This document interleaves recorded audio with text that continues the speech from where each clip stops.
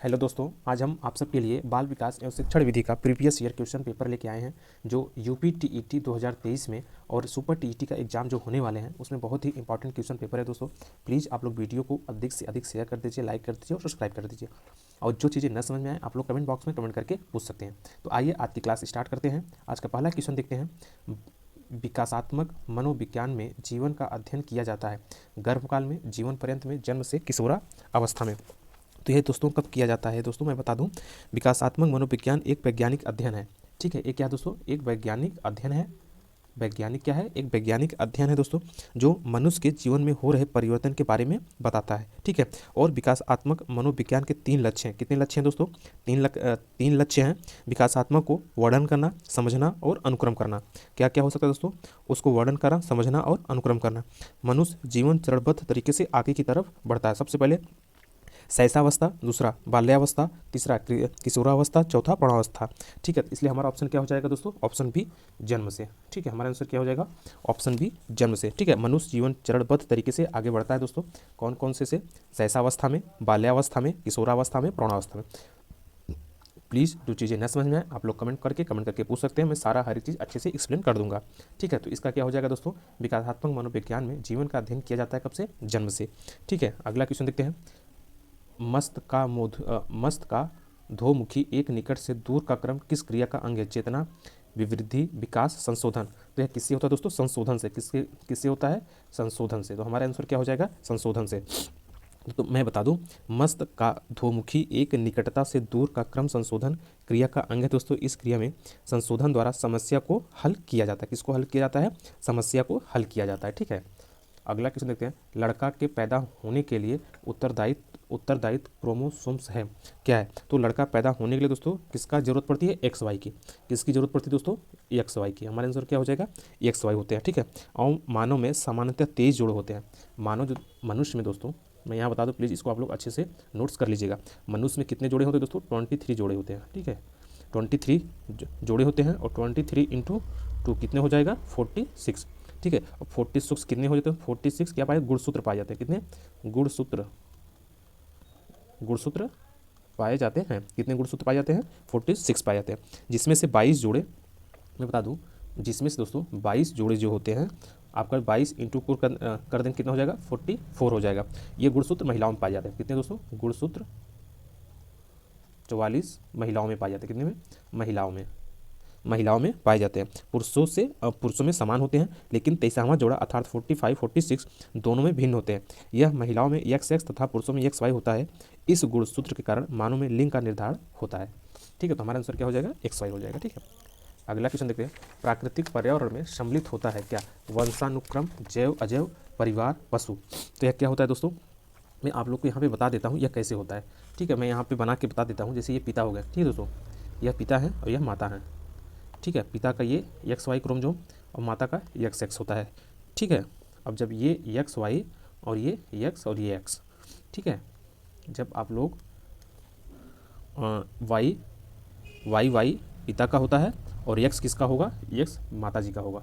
ठीक है, और जो ये एक्स होता है, ये एक्स और पिता का एक्स, माता का एक्स। ठीक है, और ये भी माता का एक्स। इसमें क्या हो जाएगा दोस्तों? लड़की पैदा होगी। क्या होगी? इसमें लड़की पैदा होगी और इसमें लड़का। ठीक है, ये हमारा चित्र है, इसको आप लोग अच्छे से नोट्स कर लीजिएगा। ठीक है, आइए अगला क्वेश्चन देखते हैं। अगला क्वेश्चन क्या है? प्राकृतिक पर्यावरण में सम्मिलित होता है वंशानुक्रम, जैव अजैव, परिवार, पशु। तो क्या होता है दोस्तों? जैव अजैव। हमारा आंसर क्या हो जाएगा? जैव अजैव। प्राकृतिक पर्यावरण में सम्मिलित होता है जैव अजैव। ठीक है, अगला क्वेश्चन देखते हैं। निम्न में से कौन सा सीखने के नियम में सम्मिलित नहीं है? अभ्यास, खेल, तत्परता, प्रभाव। तो क्या नहीं है दोस्तों? खेल। हमारा आंसर क्या हो जाएगा? खेल। खेल सीखने के नियम में सम्मिलित नहीं है।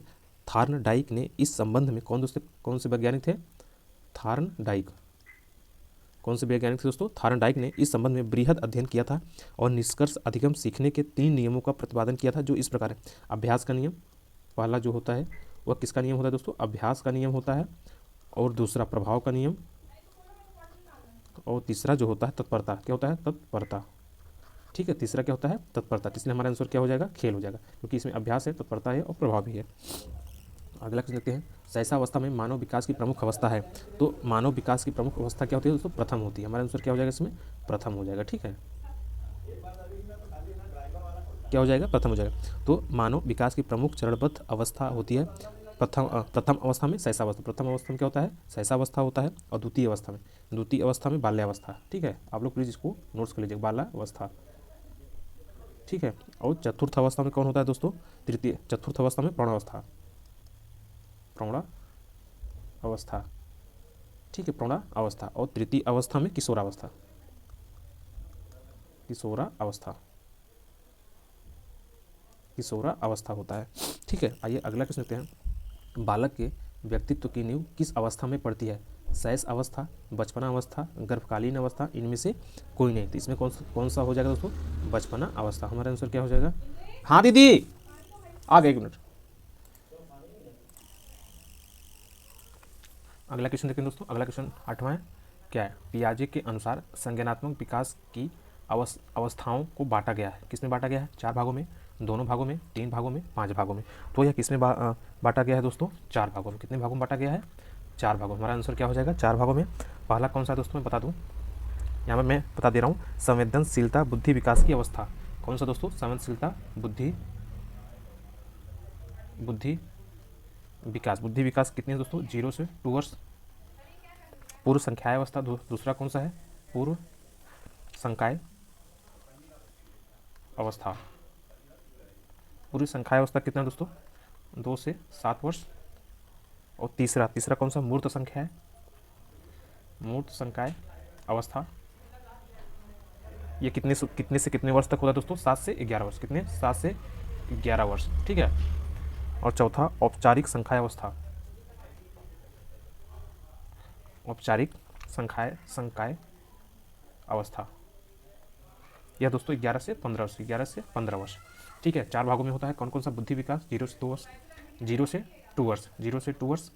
ठीक है, और इसके बाद पूरी संकाय अवस्था 2 से 7 वर्ष। तीसरा मूर्त संकाय अवस्था 7 से 11 वर्ष। औपचारिक संकाय अवस्था 11 से 15 वर्ष। ठीक है, अगला क्वेश्चन देखते हैं। अगला क्वेश्चन क्या, अनुकरण की प्रक्रिया में सर्वप्रथम शिशु अनुकरण करता है व्यंजन वर्णों का, स्वर व व्यंजन वर्णों का, स्वर वर्णों का, शब्दों का। तो किसका करता है दोस्तों, आप लोग बताइए, शब्दों का। किसका करता है, शब्दों का। हमारा आंसर क्या हो जाएगा, शब्दों का हो जाएगा। ठीक है, हमारा आंसर क्या हो जाएगा, शब्दों का हो जाएगा। ठीक है, अगला क्वेश्चन देखते हैं। मास्टर ग्रंथि के नाम से जाना जाता है गल ग्रंथि को, अपविक ग्रंथि को, अपगल ग्रंथि को, पीयूष ग्रंथि को। तो किसे माना जाता है दोस्तों,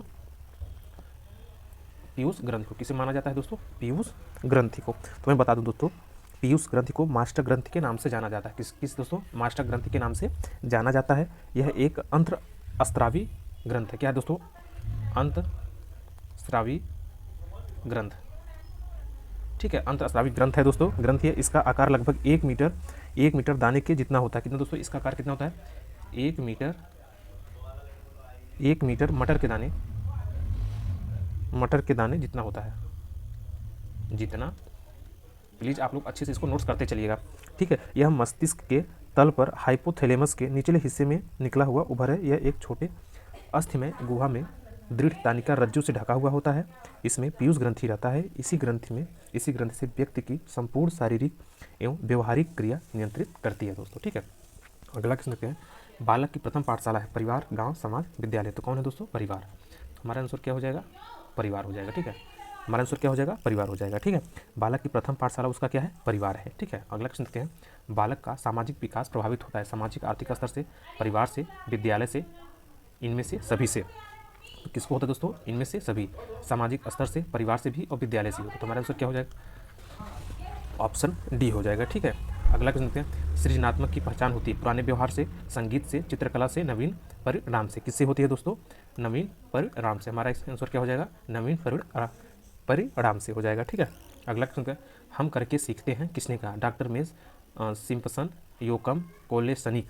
तो किसने कहा है दोस्तों, सिम्पसन ने। किसने कहा था, सिम्पसन ने। सिम्पसन ने दोस्तों अधिगम क्रिया पर बहुत ही शोध किए तथा उन्होंने निष्कर्ष निकाला प्रत्येक व्यक्ति कार्य करके उसके अनुभव द्वारा सीखता है।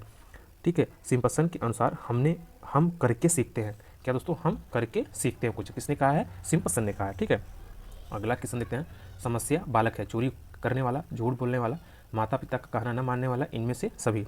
तो कौन है दोस्तों, इनमें से सभी। हमारा आंसर क्या हो जाएगा, इनमें से सभी। कौन कौन दोस्तों, जैसे बालक समस्या है, चोरी करना भी, झूठ बोलना भी, माता पिता का कहना न मानना भी। ठीक है, और विद्यालय से भाग जाना, झगड़ा करना। अगला क्वेश्चन देखते हैं, बालक का मानसिक स्वास्थ्य निर्भर करता है विद्यालय पर, समुदाय पर, परिवार पर, इनमें से सभी पर। तो किस पे निर्भर करता है दोस्तों? परिवार पर। हमारा आंसर क्या हो जाएगा? परिवार पर। ठीक है, अगला क्वेश्चन देखते हैं, हस्तशिल्प की शिक्षा दी जानी चाहिए सामान्य बालक को, मंदबुद्धि बालक को, पिछड़े बालक को, प्रमुख बुद्धि बालक को। तो किससे दी जानी चाहिए दोस्तों? पिछड़े बालक को। हमारा आंसर क्या हो जाएगा? पिछड़े बालक को। ठीक है, हस्तशिल्प की शिक्षा पिछड़े बालक को देना चाहिए, क्योंकि पिछड़े बालक आर्थिक रूप से कमजोर होते हैं दोस्तों। हस्तशिल्प की शिक्षा ग्रहण कर अपने व्यावसायिक कौशल का प्रयोग कर आर्थिक विपन्नता को दूर कर सकते हैं। ठीक है, अगला क्वेश्चन देखते हैं, निरीक्षण विधि में किया जाता है। तो क्या किया जाता है दोस्तों? दूसरों के व्यवहार का अध्ययन किया जाता है। क्या किया जाता है? दूसरों के व्यवहार का अध्ययन किया जाता है। ठीक है, अगला क्वेश्चन देखते हैं, सतत व्यापक मूल्यांकन में व्यापक शब्द का अभिप्राय है संज्ञानात्मक, ए और बी दोनों, सहसंज्ञानात्मक इनमें से कोई नहीं। तो कौन होगा दोस्तों? संज्ञानात्मक भी होता है और सहसंज्ञानात्मक भी। तो हमारा आंसर क्या हो जाएगा? ए और बी दोनों। ठीक है, हमारा क्या हो जाएगा? आंसर हो जाएगा। ठीक है, अगला क्वेश्चन देखते हैं, ब्रेल लिपि का प्रयोग निम्न में से किसके लिए किया जाता है? शारीरिक निःशक्त के लिए, वाचन बाधित या फिर दृष्टि बाधित, इनमें से कोई नहीं। तो किसके लिए किया जाता है दोस्तों? दृष्टि बाधित के लिए। ठीक है, हमारा आंसर क्या हो जाएगा? दृष्टि बाधित। ये हमारा क्या हो जाएगा? आंसर हो जाएगा। ठीक है, ब्रेल लिपि का निर्माण दृष्टिबाधित विद्यार्थियों व्यक्तियों को पढ़ने के लिए एक नई तकनीकी है, जिसका निर्माण दोस्तों, इसका निर्माण 1821 ईस्वी में। कब इसका निर्माण होता है? 1821 ईस्वी में फ्रांसीसी शिक्षा मनोवैज्ञानिक लुई ब्रेल के द्वारा। किसके द्वारा दोस्तों? लुई ब्रेल के द्वारा किया गया है। इन्हीं के नाम से इनके द्वारा बनाई गई लिपि ब्रेल लिपि कहलाती है। क्या कहलाती है? ब्रेल लिपि कहलाती है। ठीक है, अगला क्वेश्चन देखते हैं, बुद्धि का वंशानुक्रम का प्रभाव होता है। किसने कहा? गैसल ने, टर्मन ने, गाल्टन ने, डॉक्टर माथुर ने। तो किसने कहा था दोस्तों? टर्मन ने। किसने कहा था? टर्मन ने। ठीक है, किसने कहा दोस्तों? टर्मन ने। टर्मन के अनुसार बुद्धि पर वंशानुक्रम का प्रभाव पड़ता है। ठीक है, अगला क्वेश्चन देखते हैं, मनुष्य का व्यवहार मुख्यतः किससे प्रेरित होता है? कौशल से, अभिवृत्ति से, अभिक्षमता से, बुद्धि से। तो किससे होता है दोस्तों? बुद्धि से। हमारा आंसर क्या हो जाएगा? बुद्धि हो जाएगा। ठीक है, हमारा आंसर क्या हो जाएगा? बुद्धि हो जाएगा। ठीक है, मनुष्य का व्यवहार मुख्यतः बुद्धि से प्रेरित होता है तथा यह वो या फिर वह बुद्धि के द्वारा ही अपने व्यवहार को दूसरों के साथ समायोजित करता है। ठीक है, अगला क्वेश्चन देखते हैं, व्यक्ति से संवाद करने की प्रक्रिया क्या कहलाती है? संप्रेषण, प्रदाता, ग्राहता, संचारकर्ता। तो क्या कहलाती है दोस्तों? संप्रेषण। क्या कहलाती है?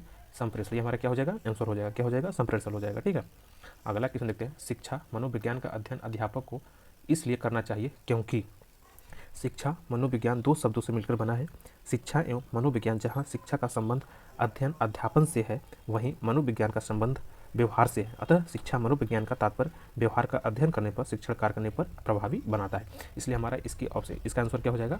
इसकी सहायता से अपने शिक्षण को अधिक प्रभावशाली बना सके। हमारा क्या हो जाएगा? आंसर हो जाएगा। ठीक है, अगला क्वेश्चन देखते हैं, एक बालक की वास्तविक आयु कितनी है? 12 वर्ष तथा मानसिक आयु 15 वर्ष। तो उसकी बुद्धि लब्धि क्या होगी?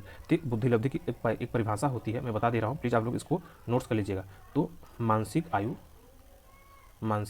अपान वास्तविक शारीरिक आयु या फिर वास्तविक शारीरिक आयु इंटू 100। तो फार्मूला पे आप रख दीजिए, ये फार्मूला है, प्लीज़ आप लोग इसको, बुद्धि लब्धि का फार्मूला, इसको आप लोग कहीं नोट्स कर लीजिएगा। तो मानसिक आयु कितना है? 15 वर्ष। कितना है दोस्तों? 15 वर्ष। कितना है दोस्तों? 15 वर्ष है। और वास्तविक कितना है? 12 वर्ष। इंटू कितना हो जाएगा? इंटू 100 इक्वल टू 125 हो जाएगा। ठीक है, अगला क्वेश्चन देखते हैं दोस्तों, इसका आंसर क्या हो जाएगा? Option A. ठीक है, 125 हो जाएगा। ठीक है, अगला क्वेश्चन देखते हैं, पाठ्यक्रम होना चाहिए छात्र केंद्रित, शिक्षक केंद्रित, विद्यालय केंद्रित, इनमें से कोई नहीं। तो यह क्या हो जाएगा दोस्तों? छात्र केंद्रित। क्या हो जाएगा? छात्र केंद्रित। ये हमारा क्या हो जाएगा? आंसर हो जाएगा। ठीक है, छात्र केंद्रित हो जाएगा। ठीक है, अगला क्वेश्चन देखते हैं, प्राथमिक शिक्षा में मदद करता है बच्चे का समाजीकरण, पाठ्यक्रम की समझ, बच्चे का लोकतंत्रीकरण, इनमें से कोई नहीं। तो क्या हो जाएगा दोस्तों? बच्चे का लोकतंत्रीकरण। ठीक है, हमारा क्या हो जाएगा? आंसर हो जाएगा, बच्चे का लोकतंत्रीकरण। ठीक है, अगला क्वेश्चन देखते हैं, छात्रों को प्रेरित करने की सही विधि क्या है? सही विधि है दंड, प्रशंसा, फटकारना, मारना और पीटना। तो क्या हो जाएगा दोस्तों? प्रशंसा। छात्रों को प्रेरित करने के लिए सही विधि क्या है? प्रशंसा है। ठीक है, अगला क्वेश्चन देखते हैं, शिशु के प्रति सहानुभूति एवं प्यार दुलार से किस संवेग की उत्पत्ति होती है? तो किस संवेग की उत्पत्ति होती है दोस्तों? अनुराग की। किसकी दोस्तों? अनुराग की। हमारा आंसर क्या हो जाएगा? अनुराग हो जाएगा। ठीक है, अगला क्वेश्चन देखते हैं, सामान्य बुद्धि बालक प्रायः किस अवस्था में बोलना सीख जाते हैं? 11 माह, 34 माह, 16 माह, 51 माह। तो कब सीख जाते हैं दोस्तों? 11 माह।